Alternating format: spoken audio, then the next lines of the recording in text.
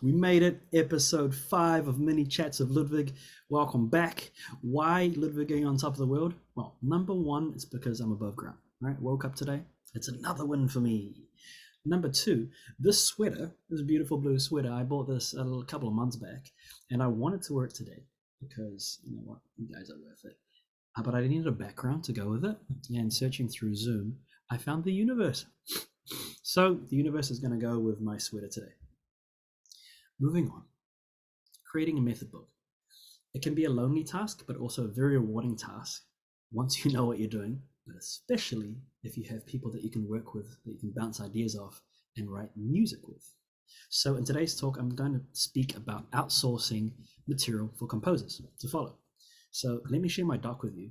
This is the original doc that I wrote for book 3. So each composer knew that it was going to be divided up into different sections, different chapters, and each would have a different subject. So I wanted to focus on pitch, symbols expression, hand shapes, and rhythm. And then under each of these titles, there were subtitles. So actually, let me show you this and make it a little easier. Let's say that I was given chapter 1.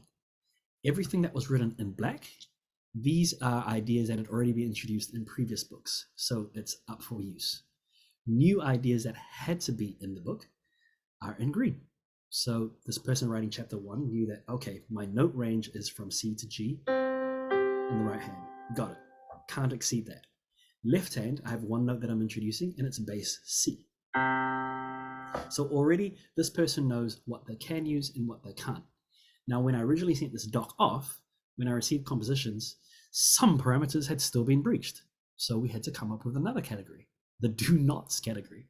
I know you're probably laughing, it's pretty extreme, but it actually does help the person that is composing so that they have a very clear idea what they can and they can't do. Right? So I wrote this out for chapter 1 to chapter 10. Moving on, eventually one of my colleagues said to me, why don't you create a spreadsheet? Well, it's a novel idea. So spreadsheets and I are slowly getting to know one another. This was my original spreadsheet. So I had all the book numbers along the side and then the topics over the top. But it was starting to get very packed in each of these categories.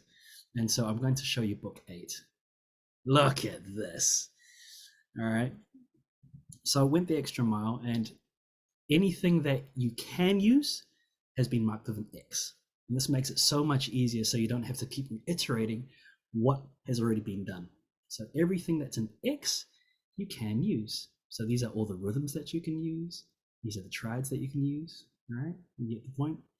And then as the books progress in level, so do the subject matter. It's going to be on the left. And the same thing as you had in book 3, there are certain things that are a feature that need to be introduced in the book.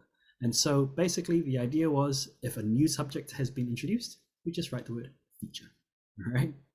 So if you and I are ever going to collaborate one day on a piece of music, you're going to get a spreadsheet like this. Perhaps we can build one together. But I suggest that you guys try this with your own work. If you're going to be outsourcing material to other composers, be very specific with what you want. Draw out first everything that needs to be written out and also ideas that cannot be used. Otherwise, what you'll get are pieces of music that are too extreme and that don't quite follow the criteria that you originally had in mind. All right. I hope that helps. That's Mini Chats Chapter 5, Outsourcing Material for Composers. We'll look forward to seeing you again next Friday. Have a wonderful week and see you again soon. Take care, everybody.